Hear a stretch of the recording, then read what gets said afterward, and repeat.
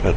Y además hay una crónica en un periódico rumano que se llama La Libertad, donde este rumano escribe con motivo de las Navidades del año 36, cuando va a empezar el año 37, y dice así: sin duda la bestia roja será vencida al fin, pues la iglesia fundada por Cristo no podrá ser vencida ni por las puertas del infierno. Pero he aquí, sin embargo, que en los países donde el comunismo diabólico ha vencido, la iglesia ha sido aniquilada, no para siempre, pero sí para el siglo actual, vale decir el siglo XX, y en su lugar se ha enseñoreado el poder diabólico de la incredulidad, de la corrupción, con los sufrimientos y la muerte espiritual y corporal de los hombres de hoy. Creemos en la resurrección de la iglesia, tanto en Rusia como en la España comunista, pero esta resurrección, como la salvación de nuestra patria de la desgracia del dominio del anticristo, depende de nuestro esfuerzo. Dios ha dicho que las puertas del infierno no prevalecerán contra la iglesia, pero Dios ha tenido confianza en el esfuerzo de los hombres y en su adhesión a él. Y con esta imagen de San Miguel Arcángel también dice: sin lucha valerosa, ni el arcángel San Miguel ha podido librar al cielo de las huestes de Lucifer, el jefe de los ángeles rebeldes. Religiosa la concepción, pero es una religiosidad cristiana combativa y europea, y eso es algo notable. No tiene nada que ver esto con ese judeocristianismo de llantos y contemplaciones de dolor por sí mismo, digamos, dos mundos. Digamos, usted estaría hablando de una época preconciliar, exactamente, no lo que ha pasado después. Exactamente, sí. Tampoco un terror y temblor al estilo de Kierkegaard. No, por Dios, si no tiene de existencialista eso. Claro. A eso me refería. Además, disculpa, no sé si el símil sea lo más correcto, pero la verdad es que al escuchar hablar de la Guardia de Hierro, y creo que fue la primera impresión que tuve cuando leí el libro de Miranda Carrington,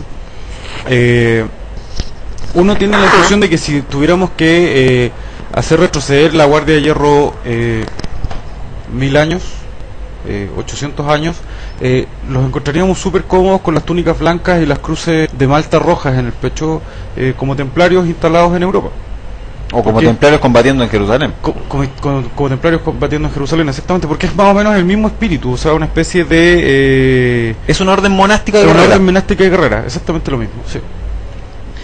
Aquí se plantea la misma lucha que plantea el Bhagavad Gita, y que en realidad que la lucha interior. Él plantea la religiosidad como una lucha interior que se manifiesta hacia el exterior. O sea, viene de toda una raíz pagana que se manifestaba en la antigua, proyecta en la Edad Media con el espíritu gibelino, lucha entre los gibelinos y los guelfos, y que en cierta forma se plantea los templarios que dijo recién Francisco, y la legión que estamos hoy día señalando. Es un cristianismo militante, tan militante como en su momento y en su origen pudo haber sido, doctor, la orden jesuita. Exactamente. La compañía de Jesús. Como fue en un comienzo. En un comienzo, a eso me refiero. Porque antes, es que antes que fuera formado por ciertos elementos que no eran cristianos viejos. Sí, está súper claro eso. Sí. Francisco. No, Nelson quería aportar algo. Mire, respecto a la religiosidad de Codrano, quiero señalar un texto que él escribió en aquella época, que dice: la mejor manera de acabar con un pueblo es despojarlo de su alma, de su espíritu, de su esencia, para conseguir que el gobierno secreto del mundo, esto es una frase nueva, sí, nos ha impuesto dos dioses, la materia y la razón. Al adorar a estos falsos dioses, los pueblos venden su alma al diablo y se convierten en marionetas. Materia y razón deben estar al servicio de la espiritualidad, del alma de cada pueblo. Aquí dice la materia. Dice: en este siglo en que la materia es dueña omnipotente, en el que nadie empieza una cosa sin antes preguntarse cuánto dinero tiene, Dios ha querido demostrar que en la lucha y en la victoria legionaria la materia no ha tenido parte alguna. Con nuestro gesto audaz nos separábamos de la mentalidad dominante en el siglo y matábamos en nosotros un mundo para crear otro distinto, alto hasta los cielos. El dominio absoluto de la materia será destruido para ser sustituido por el dominio del espíritu, de los valores morales. No negamos ni negaremos la existencia, el sentido y la necesidad de la materia en el mundo, pero negamos y negaremos eternamente el derecho a su predominio absoluto. Chocábamos así contra la mentalidad según la cual el becerro de oro era considerado como el centro y el significado de la vida. Nos dábamos cuenta de que siguiendo este camino, en la relación entre el espíritu y la materia, habremos agotado en nosotros todo valor, toda fuerza, toda fe y toda esperanza. La fuerza de nuestros comienzos las habíamos encontrado tan solo en la fe inmutable, que siguiendo las leyes de la armonía original de la vida, la subordinación de la materia al espíritu, nos ha permitido vencer las adversidades y triunfar sobre las fuerzas satánicas, coaligadas con el fin de destruirnos. La razón, otra característica de nuestro comienzo, además de la falta de dinero, ha sido la falta de programa. No hemos tenido ningún programa. Este hecho hará nacer una gran interrogante: organización política, sin ningún programa dictado por la razón, elaborado por unos hombres. Pero no nos habíamos reunido porque pensásemos de la misma manera, sino porque sentíamos de la misma manera. No teníamos el mismo modo de pensar, sino la misma estructura espiritual. Esto significaba que la estatua de otra diosa, la razón, sería destrozada. Lo que el mundo había levantado contra Dios, nosotros, sin derribarlo ni despreciarlo, lo volvíamos a su verdadero sitio, al servicio de Dios y del sentido de la vida. Si no teníamos por consiguiente ni dinero ni programa, teníamos en cambio a Dios en el alma, y Él nos inspiraba la fuerza invencible de la fe. Codreanu. Doctor. Bueno, es interesante volver sobre estos hechos, que los miembros de la Guardia hacia el año 42 fueron llevados a trabajar como esos voluntarios de los países del este y de los países del oeste también, que iban a las fábricas alemanas, pero hacia el año 43 entonces fueron trasladados a este campo de concentración de Buchenwald, donde había muchos rumanos, y no solamente de la Guardia, sino que habían otros. Y les llama mucho la atención en este relato que los soldados alemanes que cuidaban este campo de concentración en realidad no eran alemanes, eran soldados rusos del llamado Ejército de Blasov, que tenía un nombre muy particular, Ejército de Liberación de Rusia, y que Alemania los estaba ocupando no para combatir en el frente contra los soviéticos como ellos querían, sino que lo estaban ocupando para que hicieran de guardia de los detenidos. Vale decir, en Buchenwald los carceleros, la minoría eran alemanes, la mayor parte eran rusos, lo cual también se daba en otros, habían carceleros de origen polaco. Bueno, estamos llegando al final del programa ya, y hay que hacer notar que el final del programa coincide con la permanencia total de Codreanu en prisión. No sale. Sí, exactamente. En 1938 Karol reestructura el gobierno, saca al general Antonescu de los cargos que estaba ocupando y nombra a Călinescu como nuevo ministro del Interior. Călinescu se lanza con todo sobre la Guardia, detiene obviamente a Codreanu, el 16 de abril del 38 detiene a 30.000 legionarios, lo que no es poco, y finalmente le levantan un juicio a Corneliu y termina siendo condenado a 10 años de prisión por instigar la guerra civil. Obviamente, como ya señalabas delante, Alexis, aquí está un poco el símil de lo que comentábamos hace un rato. El rey Karol con su amante, que vendría a ser una especie de Salomé, y este Herodes que decide cortar la cabeza de Juan Bautista, que es Corneliu Codreanu. Y tenían mucho miedo, ¿ah? La verdad es que tanto el rey como el primer ministro y toda la gente que está en el poder le tenía un pavor enorme a la legión. El hecho que hayan encarcelado 30.000 militantes es una cifra impensable. O sea, ¿quién mete a todo un movimiento entero político a la cárcel en su conjunto? Lo vimos aquí en Chile el año 38, después de la masacre del Seguro Obrero. Se encarceló a toda la gente del movimiento nacional socialista chileno, pero allá fueron muchos más. Y Codreanu no va a salir de la cárcel hasta que sale para que lo maten, porque además lo matan ocultamente, una cosa muy baja, muy vil, de una perfidia enorme. Lo sacan de noche, con el pretexto que lo van a trasladar a otro campo, a otra prisión, y lo llevan a un bosque y allí lo matan para hacerlo desaparecer, prácticamente como un detenido desaparecido, doctor. Sí, eso fue realmente impactante para los miembros de la Guardia de Hierro, porque estamos en ese momento, pues en 1938, si todavía no había empezado la Segunda Guerra Mundial, habían tenido sí una participación, tal como lo dijimos, en la guerra civil española por el lado de Franco, pero nada hacía de que el rumano se fuera a tirar en esa forma y fuera a asesinar a un hombre que estaba condenado nada más que a 10 años. Y 10 años que podrían haber sido menos, Claro, si las circunstancias políticas hubiesen cambiado, etcétera.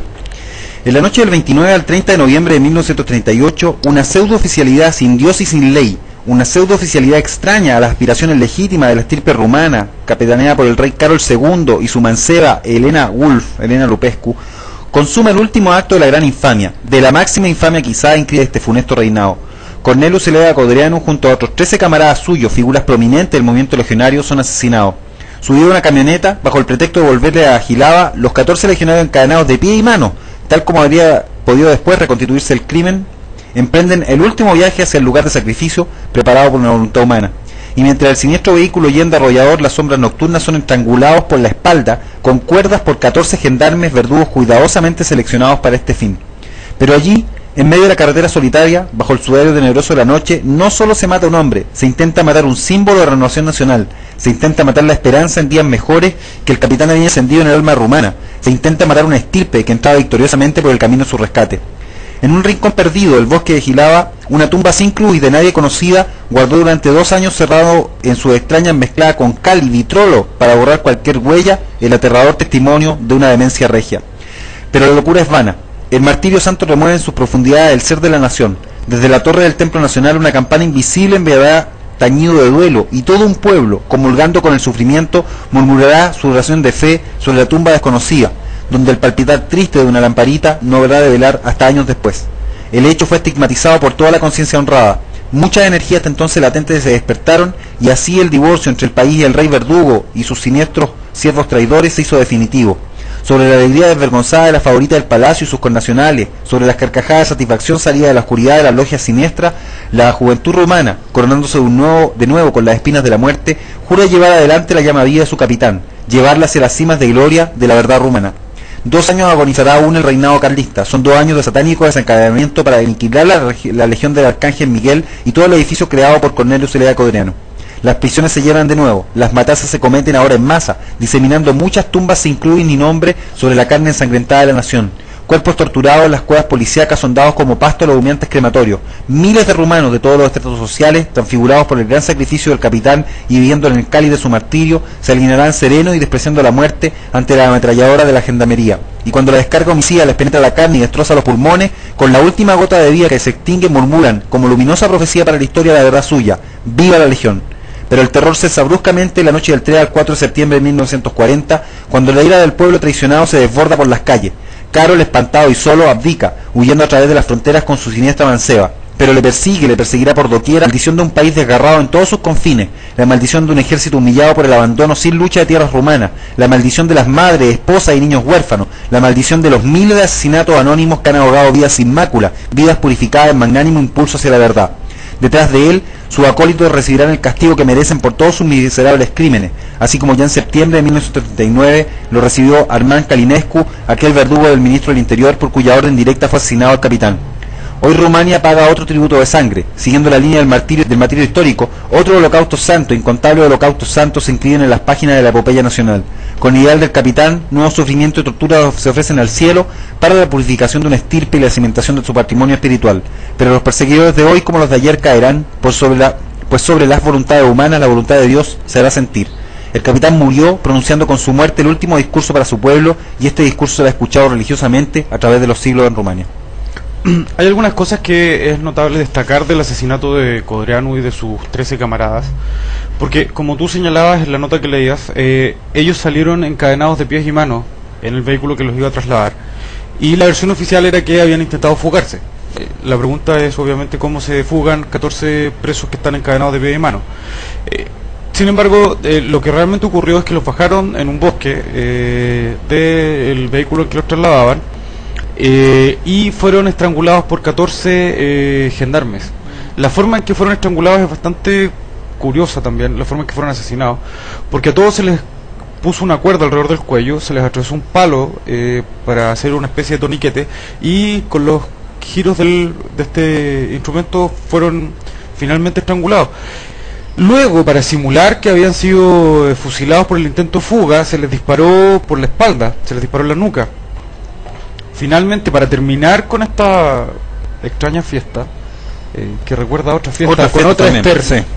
con otra Esther, cavan una fosa, echan los cuerpos en la fosa, les arrojan ácido sulfúrico para quemarlos, y luego colocan sobre la fosa 40 toneladas de cemento, y finalmente la cubren con tierra.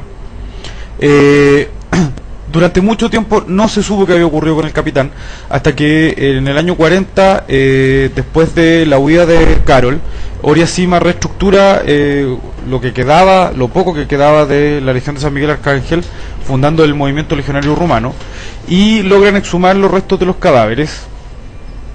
Esto ya es casi legendario. Encuentran que, a pesar de las quemaduras del ácido y todo lo que había ocurrido, el cuerpo del capitán estaba prácticamente intacto. Es trasladado a la Casa Verde con todos los camaradas y sepultados con los honores que les correspondían, obviamente. Y en 1945, cuando los comunistas estaban acercándose a la frontera, los restos de Codreanu fueron exhumados nuevamente de su tumba y sepultados en un lugar secreto que hasta el día de hoy no ha podido ser descubierto.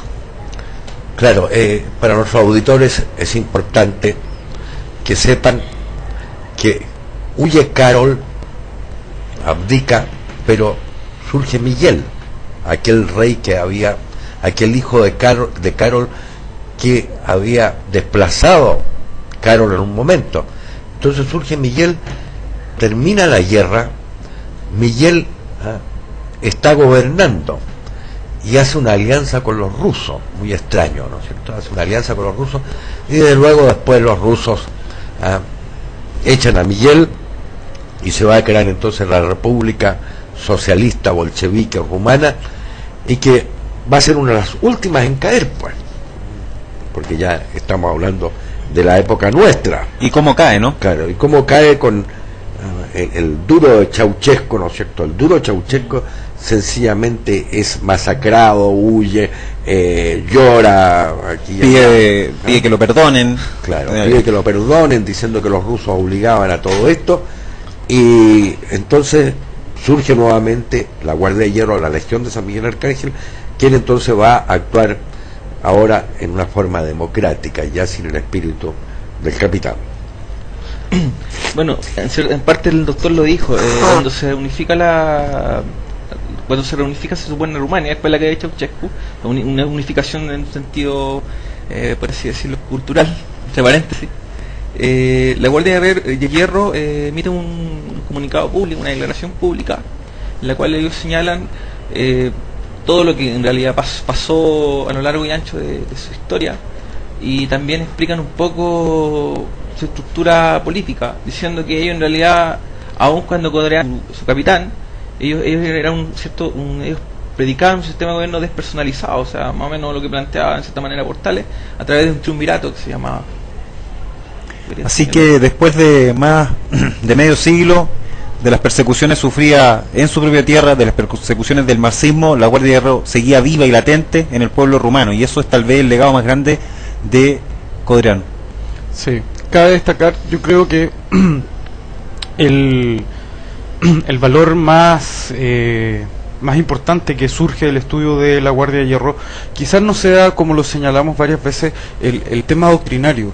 Uno es difícil que encuentre textos donde se diga la Guardia de Hierro pensaba esto, pensaba aquello, pensaba esto otro, tal era su programa, tal era lo que quería hacer una vez en el poder, pero lo que surge claramente leyendo las obras que existen al respecto es el espíritu de la Guardia, que independiente de las diferencias doctrinarias que uno pueda tener, en mi caso, por ejemplo, principalmente con el tema religioso, no dejan de ser impactantes y no dejan de ser motivantes. Leer la vida del capitán, el ejemplo de lucha, el levantar un movimiento que trate de reflejar todo lo que es su nación y hacerlo trabajar por su nación, independiente de la conquista del poder político, es algo que resulta tremendamente motivante para cualquier persona y altamente edificante. Creo que es más que un ejemplo de programa político como podrían ser movimientos nacionalistas europeos de la entreguerra, Cornelio Codreanu es lejos uno de los ejemplos morales y vitales más altos que existen dentro de estos movimientos.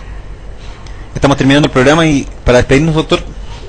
Bueno, fue interesante cuando aquí en la época de la Unidad Popular había relaciones normales con esta Rumania socialista. Interesante fue conversar con rumanos que estaban viviendo en Chile hace algunos años, conversar con estos diplomáticos que estaban muy a disgusto con el bolchevismo dentro de su patria, e incluso después del 11 de septiembre de 1973 se mantuvieron relaciones con Rumania, e incluso los rumanos participaron en algunos proyectos mineros en Copiapó. Así que veamos que por una parte, como quien decía, Ceausescu estaba obligado porque los rusos aquí y allá, pero por otra parte los rusos se sentían muy bien, plácidamente bien en un país como Chile. Gracias, doctor. Nelson.